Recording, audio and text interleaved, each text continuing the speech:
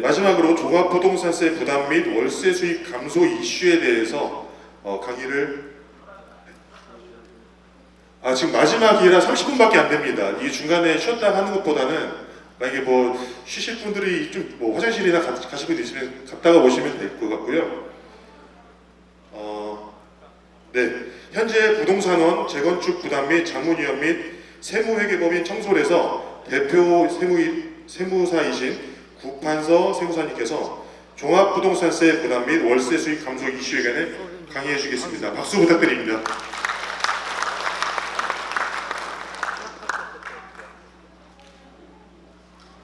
안녕하세요. 방금 소개받은 세무법인 청솔의 구판서 회계사입니다. 제가 이제 마지막 시간을 맞이하게 됐는데요. 정비사업만 주로 이렇게 전문적으로 하는 우리 세무법인 청솔입니다. 그러다 보니까 양도, 상속, 증여, 정비사업조합의 조합원분들이 조합원분들은 대부분 양도, 상속, 증여에 대해서 관심이 많죠. 이제 조합의 집행부는 뭐 법인세나 부가세, 원천세 이런 거에 관심을 갖고 알아야겠지만은 조합원들의 관심사는 지금 여러분들이 말한 재산 가치를 어떻게 분배하는 그런 문제에서도 핵심이지만은 내 재산을 어떻게 지금 빨리 증여하는 게 낫냐, 내가 죽어서 상속하는 게 낫냐, 아니면 제3자한테 파는 게 낫냐, 이런 거에 관심이 더 많죠. 그래서 오늘 강의는 한 30분에 걸쳐서 제가 하고 30분 중에 한 15분 정도는 전체적인 조합의 회계 프로그램이 어떻게 돌아가는지 얘기하고, 그 다음에 한 15분은 우리 여러분들이 이제 단독주택 여기 가지고 계신 분들이 상당히 있는 것 같은데, 그분들 위주로 1+1이 받았을 때 어떻게 세무 처리가, 그리고 종합부동산세 이런 것 좀 얘기하고요. 그 다음에 아무래도 이제 마지막 시간이니까 좀 더 궁금하신 분들을 위해서 저희 법인의 양도, 상속, 증여만 전문적으로 상담하는 상담원 3분이 여기 와 있습니다. 그래서 마치고 나면은 우리 상담원한테 개별 상담하실 분들은 하시고, 시간이 안 되시는 분들은 나중에 우리 사무실로 전화를 해서 상담을 받으시면 될 것 같습니다.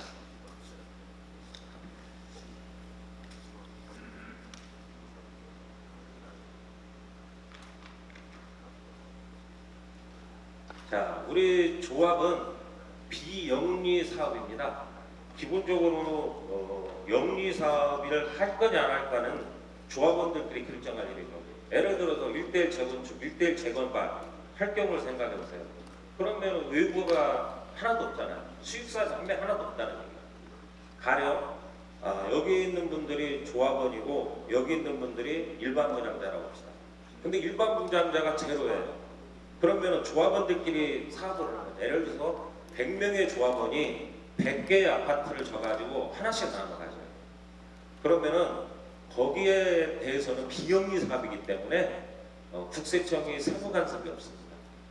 그러니까 조합원들이 돈을 많이 걷어서 문제가 되냐, 문제가 안 된다는 거예요. 예를 들어서 제 지인 친구들이 10명이서 1억 원씩 내가지고 10억을 모아가지고 오피스텔을 10개를 했어요.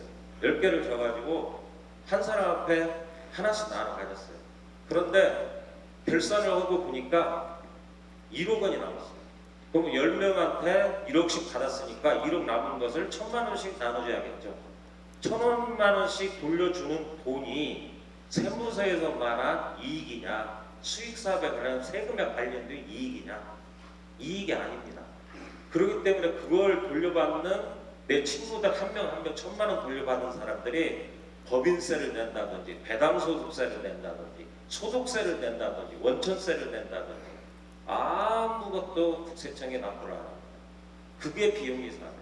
자가공급이라는 거예요. 자가공급. 그런데 친구들이 10명이서 11개의 오피스텔을 줬어요.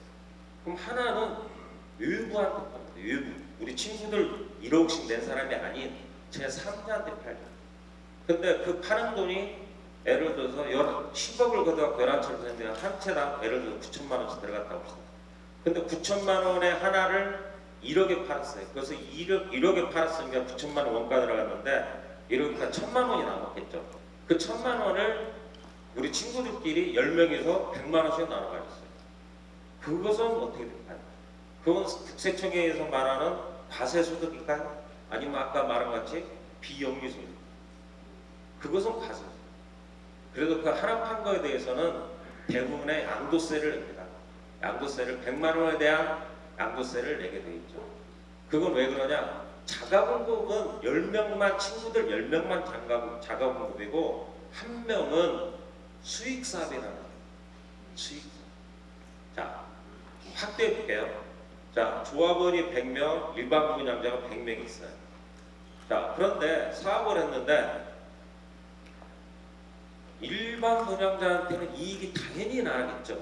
예를 들어서 조합원 분양가가 평당 1,000만 원이고 그러면은 일반 분양가는 통상 15에서 20% 업시키니까 한 1,200만 원이나 뭐 계산하기 좋게 1,100만 원에 분양을 합시다. 그러면은 일반 분양에서 이익이 반드시 나기 위해서 이 사업을 하는 겁니다. 자, 조합원들이 우리 일반 분양에서도 이익이 안 나고 손실 날 거야. 처음부터 그런 생각을 가져가지고 사업을 하는 조합이 있겠습니까? 그러니까 거꾸로 말하면은 조합원들이 일반 분양자한테 내 돈을 무상으로 줄 정도 적자나면서 그런 사업을 할 수 있는 조합은 없잖아요. 반드시 이익이 나야 합니다. 일반 분양에서. 자, 그럼 일반 분양에서 이익 난다는 얘기 뭡니까? 제가 말한 친구 10명 이외에 한 사람, 일반인, 조합원이 아닌 그 사람에 대해서 이익이 난 거에 대해서는 국세청이 관여한다는 얘기예요. 그래서 일반 분양자한테 예를 들어서 원가가 1,000만 원인데 1,100만 원에 팔았으면은 한 사람당 100만 원 이익 난 거 아닙니까? 그럼 100명이면은 한 뭐 100명이면 1,000만 원에 한 뭐 100억이든 뭐 났다 봅시다. 예를 들어서 그냥 계산해 1억의 이익 났다 봅시다. 1억의 이익 난 거에 대해서 법인세를 냅니다. 뭐 법인세율이 뭐 2억까지는 10%니까 그냥 뭐 예를 들어 1,000만 원 낸다고 합시다. 1,000만 원을 내고 나서 나머지 돈 9천만 원은 조합원들 이쪽 분단들 일반 분양자들한테 나온 세금 내고 난 법인세 내고 난 나머지 9천만 원은 조합원들한테 돌려줍니다. 어떻게 돌려주냐? 배당소득세라는 걸로 돌려줍니다.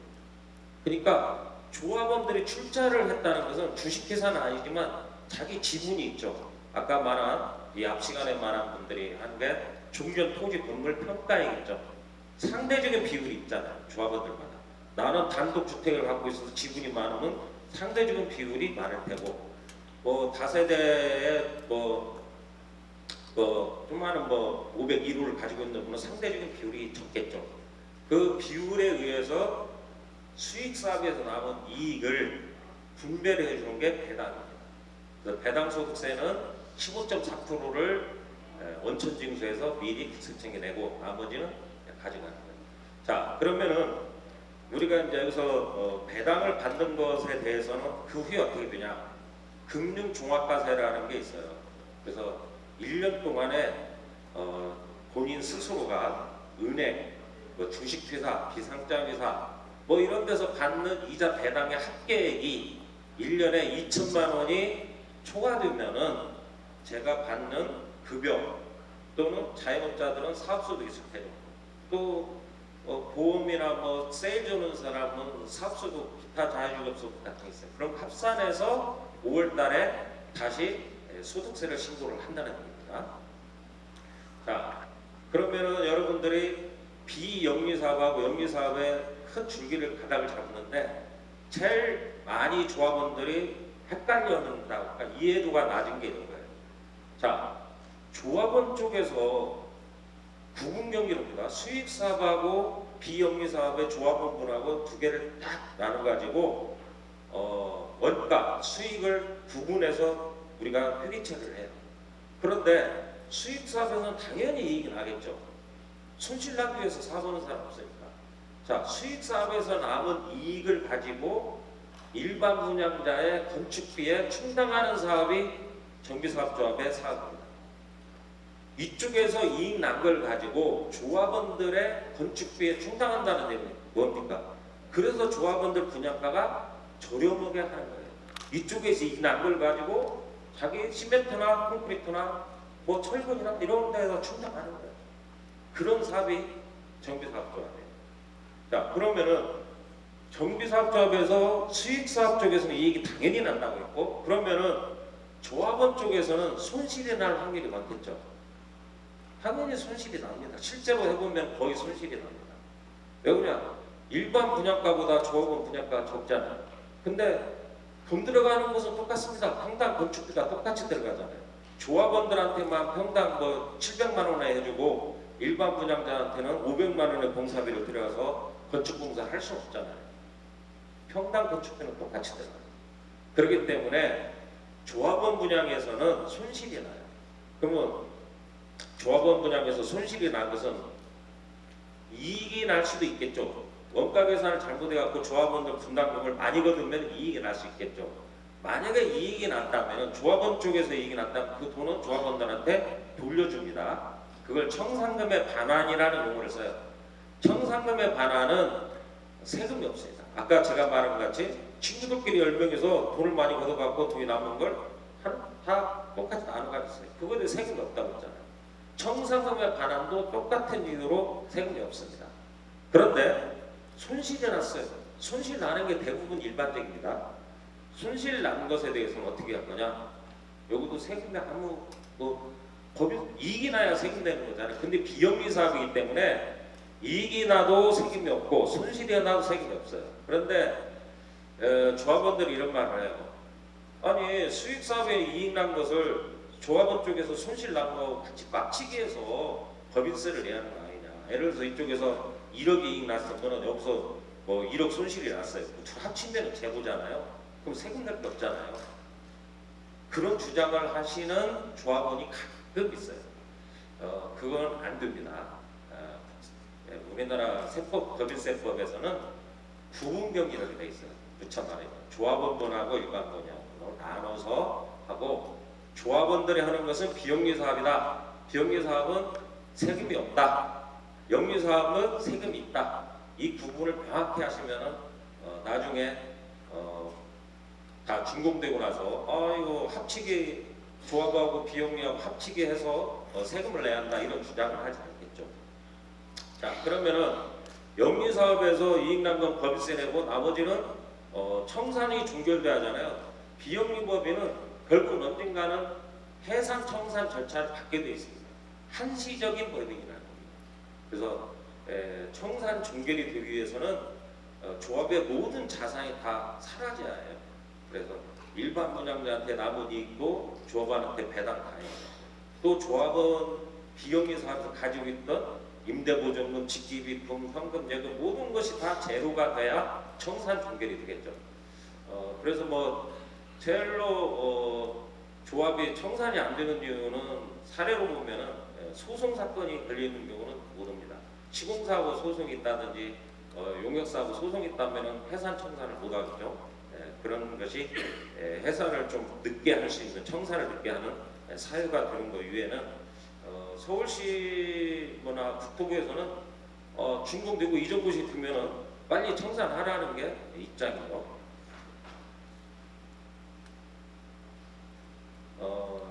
큰 줄기상으로 제가 조합의 흐름에 대해서 말씀드렸고요. 한 10분이 지난 것 같습니다. 다음에 저희한테 그 질문 온 게 있어요. 우리 모아타운의 세무 Q&A 해가지고 이 모아타운은 제가 좀 일찍 와서 좀 강의를 들어보니까 단독주택을 갖고 있는 분들의 불만이 좀 많이 있는 것 같아요. 근데 사유자님께서도 말하고 있지만 대한민국의 정비사업을 하는 데서 단독주택을 가지고 있는 분들이 상대적으로 피해의식을 안 갖고 있는 데는 하나도 없어요. 근데 토지의 활용도의 차이 때문에 어떻게 할 수가 없다고 아까 간평사님도 그러는데 맞겠죠. 뭐 다세대 법인은 같은 땅 100평에 사람이 뭐 10명, 20명, 30명도 살 수 있지만 단독주택은 100평의 땅에 한 명 살 수도 있고 많이 살아도 뭐 자녀하고 뭐 출가한 자녀하고 살아도 10명 이상 살기가 어렵잖아요. 그렇기 때문에 땅의 효율성 측면에서도 차이가 나기 때문에 이 단독주택을 땅의 지분을 뭐 조경까지 막 갖고 많이 넓게 갖고 있는수록 불만이 더 많죠. 그것은 현실이에요. 자, 그런데 우리 도정법에서는 그렇게 땅 많이 가진 사람들, 출자 가액이 많은 분들에 대해서 1+1이라는 제도를 만들어서 그러면은 당신이 원하는 평형 대형평 하나 하고 소형주택 하나 해서 2개 가져가라 이렇게 이제 법이 돼가지고 가져갈 수 있죠. 그래서 그거에 대해서 이제 여쭤보는데 큰 줄기는 이렇습니다.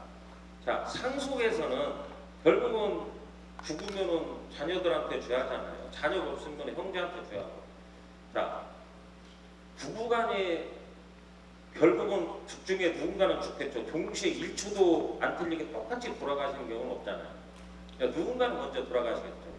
그분이 먼저 돌아가시는 사람은 10억을 공제해줘요. 10억. 그런데 10억을 공제를 해주는데 아파트를 가지고 있는 경우는 시세가 다 나와 있죠. 거래 사례가 다 있다는 얘기예요. 아파트. 근데 이런 주택은 단독주택 같은 경우는 시세가 거의 없어요. 그렇기 때문에 상대적으로 평가는 좀 낮게 되겠죠. 실거래가 아니니까. 그 다음에 두 번째 돌아가신 사람은 5억분이 공제하는. 그런데 대한민국에서 지금 아파트 하나 값이 서울에 10억 안 되는 게 있습니까? 5억 안 되는 게 있어요. 그러니까 결국은 상속세 다 대상이에요. 우리 서울 시민은 상속세 대상이 아닌 사람이 드물죠. 그래서 정부에서 상속세법을 지금 개정하겠다고 작년부터 얘기가 나오는데 공청회도 한 번도 아직 안 하고 있어요. 근데 언젠가는 할 수밖에 없죠. 서울 시민이나 뭐 지방도 땅 좀 믿는 분들은 요새 해외로 많이 이주를 영주권이나 아예 이주까지 시민권이나 이런 걸 자문을 그렇게 많이 한다고 합니다. 그 변호사도 제가 한번 아는 분이 있는데 요새 자산가들이 그런 수요가 너무나 많아요. 근데 정부도 국세청도 당연히 알고 있겠죠. 그렇기 때문에 지금 현재 상속세법을 개정해서 좀 높이자. 이게 뭐 20년, 30년 전 이 10억, 5억 그걸 가지고 지금 하고 있는데 물가가 얼마나 많이 뛰었습니까? 아파트 가격만 봐도 그렇잖아요. 5억 안 되는 아파트가 서울에 없잖아요. 10억도 그래서 상속법이 상속은 그렇게요. 또 증여는 크게 여러분들이 아실 게 사실은 자녀들이 효도를 잘하고 내가 죽을 때까지 이놈이 내가 부동산 빨리 주면은 나한테 용돈도 준다는 확증만 있으면 빨리 주는 게 유리합니다. 어차피 쥐할 거 아닙니까? 사회단체에 어디 기부할 거 아니면은 결국은 애들한테 갈 수밖에 없잖아요. 그러면은 왜 제가 이 말 하는 거니? 물가가 계속 오르기 때문에 가격이 높아져요. 가격이 높아지니까 증여세가 계속 높아집니다. 증여세가 다 현실화되고 있어요. 땅값이 다 조사가 그렇게 국회청 자료가 그렇게 많잖아요. 그렇기 때문에 사실은 증여는 빨리 할 수 있어야 합니다. 그런데 우리 여기 대청 고아타운은 더욱더 좋은 기회예요. 증여하기에. 지금 경기 침체가 왔고 땅값이 많이 내렸죠. 전세값 내려갔죠. 이게 내년까지는 갈 수 있잖아요. 그래서 예를 들어서 상장회사도 주식이 많이 떨어졌을 때 증여를 많이 하잖아요. 대표이사가 대주주가 애들한테 증여하는 게 주식이 많이 떨어졌을 때 많이 해요. 부동산도 마찬가지예요. 내려가 있을 때 많이 증여하는 게 이래요. 그래서 첫 번째 질문이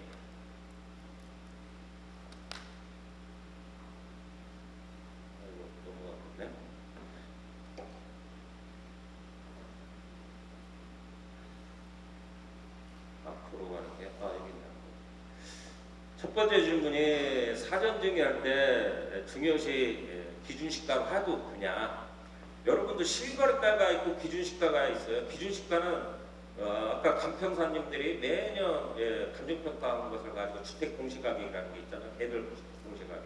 그 기준을 말하는 거예요. 그것은 실거래가보다 상당히 저렴하잖아요. 그 기준으로 증명할 수 있어요. 일단 실거래가가 단독주택은 다 틀려요. 설계가. 아파트는 설계가 딱 똑같잖아요. 층만 틀리지 24평이면 뭐다 똑같이 101동이나 112동이나 가격 거의 도토리 기재해요. 한강 뷰가 있다고 하는 것만 좀 가만히. 근데 그런 데는 거래 사례가 있기 때문에 그 거래 사례대로 증여세를 신고해야 해요. 근데 우리 대청마을은 그렇게 안 해도 돼요. 그렇기 때문에 상당히 저렴하게 증여를 할 수 있는 이제 기회가 왔다. 이거죠.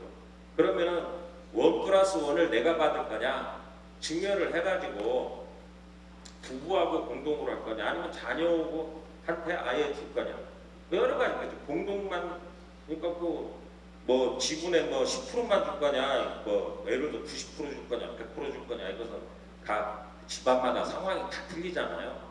그러니까 그것은 어떤 게 제일 유리한지는 상담 개별 상담이 필요한 것 같고요. 어쨌든 지금 현재 증여하기는 제일 좋은 시기가 같다. 세무국세청에서 기준시가로 신고했다고 해서 이거에 대해서 추징되는 사례는 거의 제로 수준이다. 시가를 알 수 없기 때문에. 다음에 지분 교환할 때 어떻게 되냐, 이런 거죠. 이제 1+1을 받았어요. 아까 이제 평형 펴신 분들은 다 1+1이니까. 그럼 내가 큰 평형 하나하고 적은 평형 하나 받았는데 둘이 부부간의 공동지분이에요. 또는 자녀고 공동지분이에요.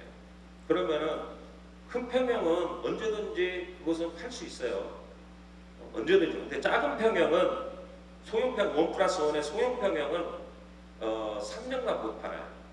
이게 3년간은 못 판다는 게 증여도 안 된다는 거예요. 일반적인 매매는 더욱도 안 되겠죠. 증여도 안 됩니다. 상속만 가능하다. 그러니까 3년간은 지분 이동을 할 수가 없어요.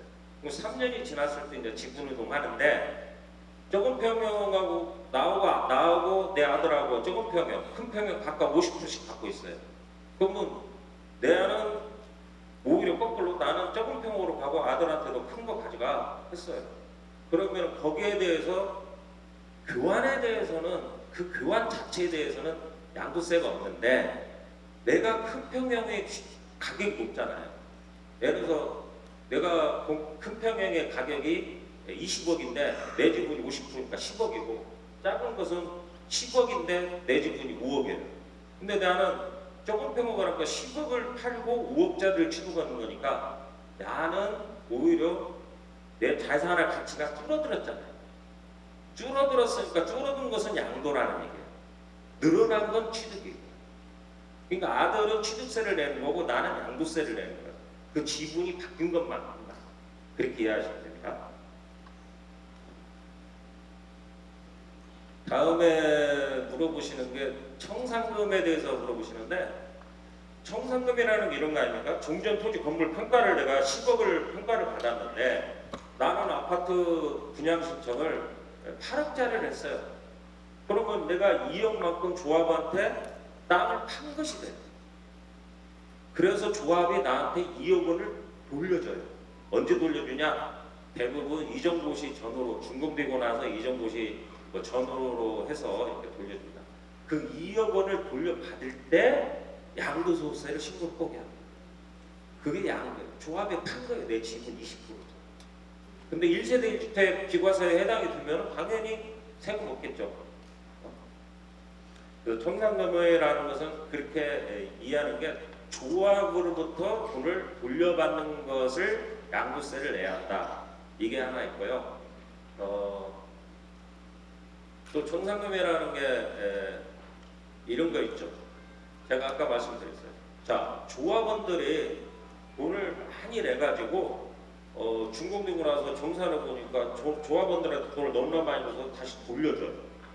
그 청산금의 그 반환이라고 하는데, 청산금의 반환은 양도소득세 대상이 기본적으로 아니에요. 예를 들어서 내가 평가를 12억 원을, 아니 10억짜리를 중전토지건물 평가를 받았는데 내가 분양은 12억짜리를 받았어요. 그럼 2억 원을 조합에 돈을 더 냈겠죠. 그 조합은. 근데 2억 원을 돈을 냈는데 나중에 정산을 하다 보니까 조합으로부터 1억 원을 돌려받았어요. 내가 그 2억을 낸 거에 대해서 1억 원을 다시 돌려받았어요. 그 1억 원이 양도세 대상이냐 또는 배당소득세 대상이냐 이건 아니다. 그냥 돌려받는 거다. 왜 그러냐면 원가 계산을 정확히 할 수 없잖아요. 뭐 관리처분 인근할 때 뭐 55개의 사업비가 있는데 그 사업비를 어떻게 다 추정을 뭐 다 이렇게 퍼펙트하게 할 수 있습니까? 할 수 없잖아요. 그렇기 때문에 그런 일이 벌어지는 거예요.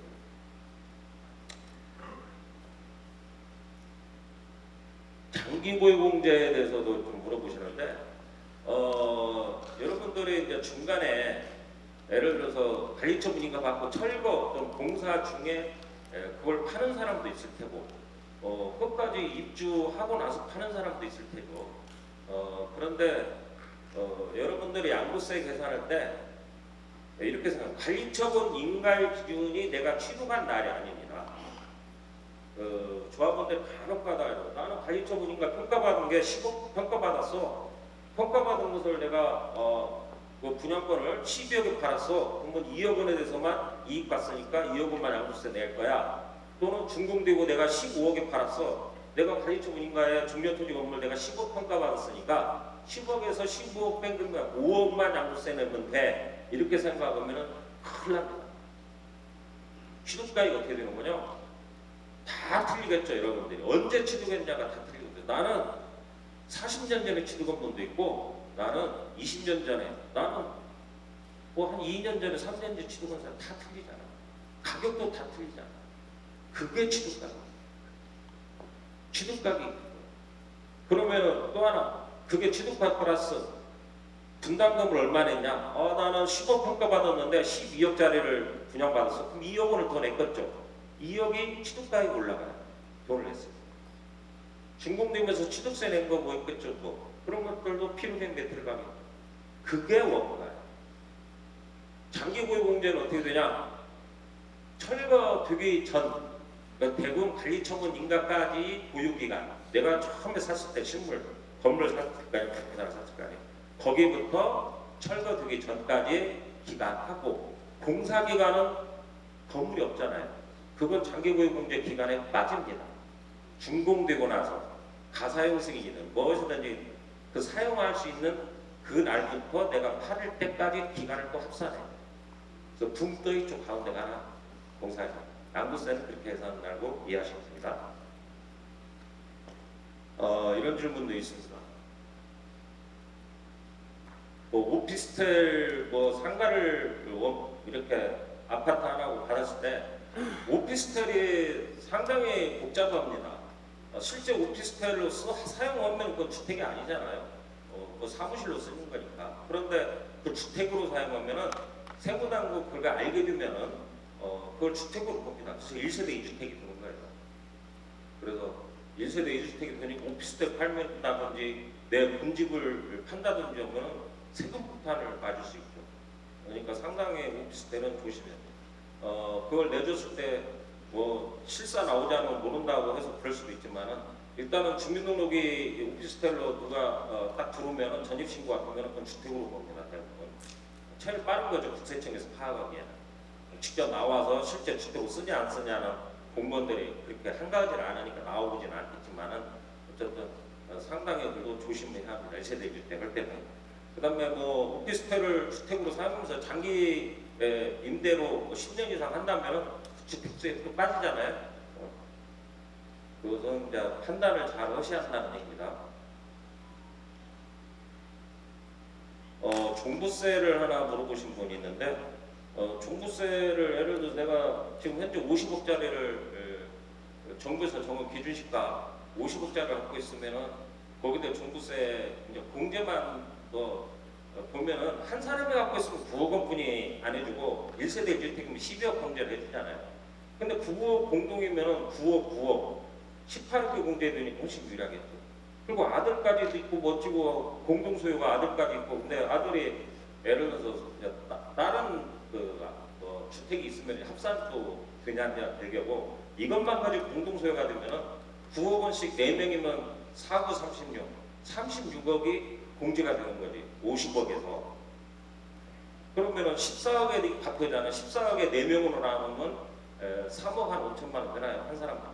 그러면 세금이 굉장히 줄어든다는 겁니다. 여기 보시면은 한 사람이 내면은 한 2,600만 원을 부동산을 종합부동산세를 내야 하는데 4명이 공동소유를 하면은 한 사람당 110만 원씩 해서 1년에 440만 원 내니까 차이가 얼마나 2,160만 원 정도 차이가 나죠. 1년에. 그래서 뭐 최근에 아니야 몇 년 전부터 부부 공동소유를 많이 했죠. 그래서 그 마누라나 남편이 한 사람이 갖고 있던 것을 증여는 6억까지는 그 증여세가 없잖아요. 10년에 한 번씩 6억까지 증여할 경우에는 증여세가 없습니다. 근데 여기는 아까 말한 것 같이 모두에 말한 것 같이 기준시가 주택 공시지가가 아직은 실거래에 비해 저렴하기 때문에 6억이면 상당히 많은 지분을 예를 100% 지분 중에서 6억이면 그래도 뭐 20, 30% 지분이 왔다 갔다 할 수도 있겠죠.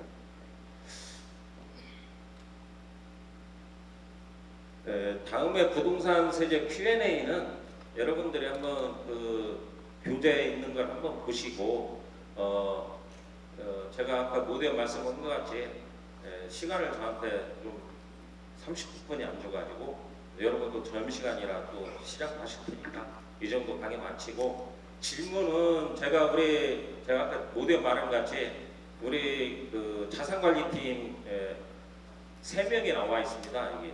그래서 한번 일어나 보세요. 어디 계신지 그도 알아야.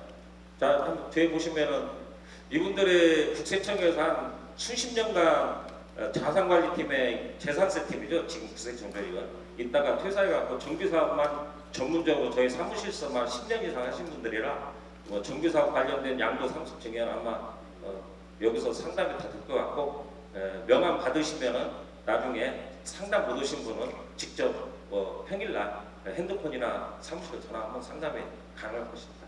네, 그동안 강의 들어서 고마웠습니다. 네, 종합부동산세 부담 및 월세 수익 감소 이슈에 대해